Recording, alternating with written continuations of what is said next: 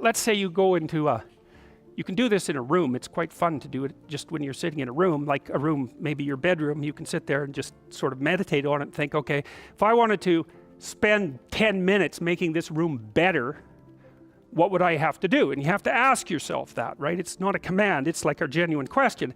And things will pop out in the room that you like, there's a stack of papers over there that's kind of bugging you, and you know that maybe little order there would be a good thing, and there's some rubbish behind your computer monitor that you haven't attended to for like 6 months, and the room would be slightly better if it was a little less dusty and the cables weren't all tangled up the same way. And like, if you allow yourself just to consider the expanse in which you exist at that moment, there'll be all sorts of things that'll pop out in it that you could just fix.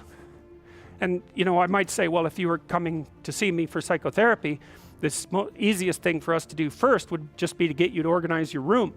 You think, well, is that psychotherapy? And the answer is, well, it depends on how you conceive the limits of your being. And I would say, start where you can start. If something announces itself to you, which is a strange way of thinking about it, as in need of repair, that you could repair, then hey, fix it.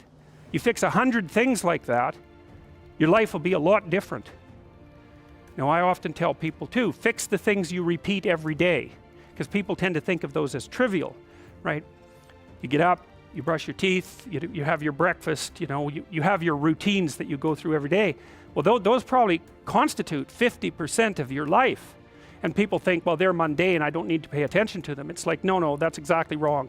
The things you do every day, those are the most important things you do. Hands down. All you have to do is do the arithmetic. You figure it out right away. So 100 adjustments to your broader domain of being, and there's a lot less rubbish around, and a lot fewer traps for you to step into. And so that's in keeping with Jung's idea about erasing once you've got your mind and your emotions together, and once you're acting that out, then you can extend what you're willing to consider yourself and start fixing up the things that are part of your broader extent. Now, sometimes you don't know how to do that. So you might say, imagine you're walking down Bloor Street and there's this guy who's like alcoholic and schizophrenic and has been on the streets for 10 years. He sort of stumbles towards you and, incoherently mutters something. That's a problem. And it would be good if you could fix it, but you haven't got a clue about how to fix that. You just walk around that and go find something that you could fix, because if you muck about in that, not only is it unlikely that you'll help that person, it's very likely that you'll get hurt yourself. So, just because while you're experiencing things announce themselves as in need of repair, doesn't mean that it's you right then and there that should repair them. You have to have some humility. You don't walk up to a helicopter that isn't working and just start tinkering away with it. You have to stay within your domain of competence. But most of the time, if people look at their lives, it's a very interesting thing to do. I like the idea of the room, because you can do that at the drop of a hat. You go back to where you live and sit down and think, okay, I'm going to make this place better for half an hour. What should I do? And you have to ask.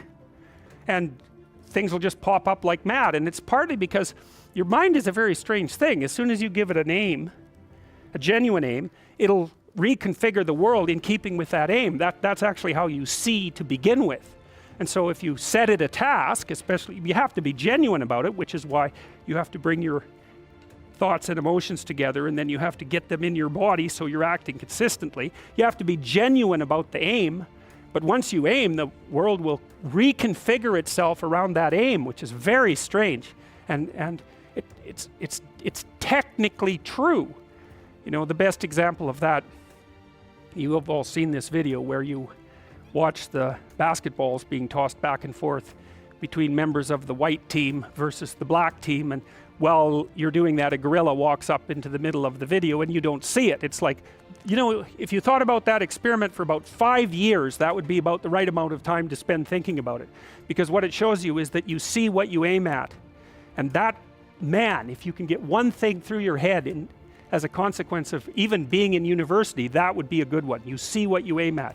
And so, because one inference you might draw from that is, be careful what you aim at.